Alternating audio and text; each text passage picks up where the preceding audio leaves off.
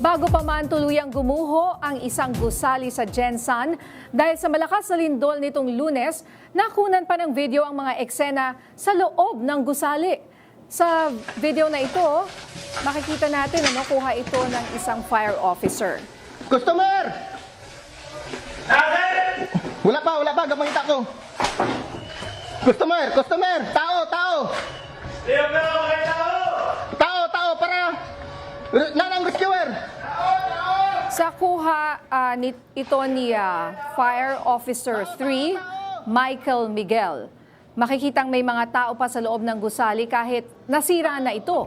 Pinalalabas pa niya mga tao mula dito sa fast food branch. Sa pagkakataong ito, makakausap natin sa linya ng telepono si FO3 Michael Miguel. Magandang hapon sa iyo, Michael. Good afternoon po, ma'am. Yes, ma'am. Okay, gusto ko lang malaman na itong video na ito ay kuha doon sa gumuhong Jollibee, no? Tama? Sa Jensan. Yes po, ma'am. Isang restaurant po, ma'am. Yes, kasi viral nga yung pagguho nito, no, from the outside. Pero ngayon lang namin nakita talaga na meron pa palang mga tao sa loob ng mga oras na iyon, no? Maari niyo po bang ikwento sa amin ang mga pangyayari dito sa video na ito? Upon arrival namin, ma'am, after nung lumindol, nung dumating kami dyan sa scene, ma'am, sinabihan kami ng mga bystander, ma'am, na may mga tao daw po sa loob. So ngayon, pinuntahan namin, upon pag-check namin, meron po talaga mga tao nandun. Oo. So yun, yung sa protocol namin na kailangan dapat makalabas lahat ng mga tao dahil baka may mga aftershock pa na mangyayari. Michael, I guess yung video na ito ay bago tuluyang gumuho, no? Yung Jollibee na nakita natin sa nag-viral nga na video. So, hindi pala agad-agad na gumuho yung Jollibee, ano? No, ma'am. Gumuho na po yan, ma'am. Yung party na yan, yan na po yung gumuho. Ito na yung gumuho, tapos pinasok mo Yes, pa. ma'am. I see. Yes, ma'am. After nung gumuho. Nag-viral na yon. Yes, ma'am. Pinasok na namin, ma'am. Kasi nga, yung mga tao nandun sa loob. So, para maiwasan yung mga casualty, pinasok namin para mapalabas yung mga taong nandun. Mga ilan po yung mga pinalabas nyo pa after siya na gumuho? Mga 6 yata, ma'am, sa pag-aalala ko. At parang nakita ko sa video na parang tulala yung mga taong ito hindi agad nakinig, ano? Kasi syempre siguro very shocked sa insidente. Itong taong to. Kwan po, ma'am, mga kwan yan sila, ma'am, yung mga bystander po, ma'am, na nandun sa pangyayari. As per sabi nila sa akin, ma'am, na nung gumuho na ng building, may napalabas silang tao doon. Bali, kumbaga, may nirescue sila, ma'am, during pagkaguho, ma'am. Yes, and Michael, ano, ang tapang mo naman, gumuho na yung building, pero pinasok mo pa rin talaga. Ano ang nagtulak sa'yo na gawin ito? Kumbaga, buwis buhay ito, Michael. Opo, ma'am, kasi kailangan po talaga natin, ma'am, na masalba din yung ibang taong nandun, ma'am.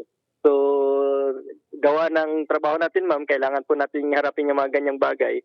Talagang pinasok natin, ma'am. Pero pagkatapos dyan, meron pa bang pagguho na nangyari o hanggang dyan na lang?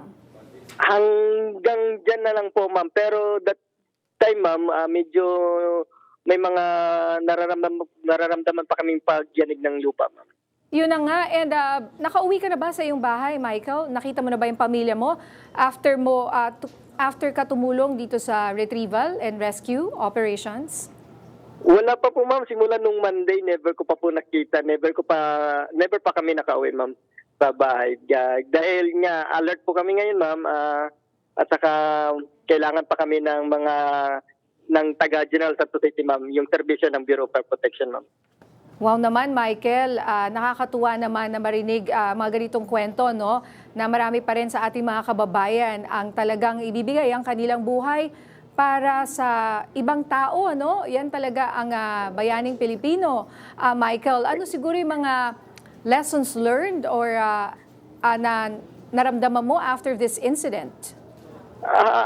Actually, ma'am, nakakatakot din, ma'am, no, kasi anytime po, ma'am, magkukulaps ulit yung building dahil inaasa naman natin talaga yan, may aftershock. Pero wala po tayong magawa, ma'am, dahil kailangan din nating i-save yung mga taong nandun, ma'am. Oh, pero So, just to be clear, walang namatay diyan sa Jollibee, no? Yung gumuho. yung wala po, ma'am. Sa awa ng Diyos, ma'am, wala pong casualty dyan, ma'am. Oo, parang miracle, ano? Mukhang nakita mo, meron pa rin mga tao sa loob. Buti hindi sila natabunan ng mga sement. Wala po, ma'am. Wala po, ma'am. Kasi nung pagkaguho, ma'am, ang sabi nung mga nag-rescue doon, kasi mga nagkanyo na may mga concerned citizen, pagkaguho, ma'am, may nakita daw silang matanda, kaya pinasok nila. So, Oo. bago kami dumating, ma'am, may na-save na sila na isang matanda. As per sabi nila sa amin, ma'am. Oo. Tapos yung isang tao doon, ma'am, yung huli kong kinuha is hinahanap niya yung asawa niya na nagtatrabaho din doon po, ma'am. So, kaya pinalabas ko, ma'am, inalalayan ko yung palabas, ma'am, dahil delikado pa eh. So nahanap rin niya yung asawa niya. Hindi ko na alam po ano ang kandun, ma'am. Siguro, ma'am, nahanap kasi nakalabas man lahat ng crew. Oo, sabi, di ba? Wala namang namatay o nasa wedyaan sa pagguho ng Jollibee. Lastly, Michael, siguro may kami mensahe ka sa pamilya mo na hindi mo pa nakikita simula Lunes? Opo, ma'am, simula nung ma'am, hindi pa po. Siguro, sacrifice lang po siguro, no? Ma'am, dahil po, ma'am, na may sinumpaan po tayong tungkulin, eh. So, at saka naiintindihan naman po ako ng pamilya ko, ma'am. Alright, naku, maraming salamat at mabuhay ang mga Pilipinong katulad mo, Michael Miguel ng Bureau of Fire Protection dyan po sa General Santos City. Mag-ingat po kayo, sir. Thank you, ma'am. Thank you po, ma'am.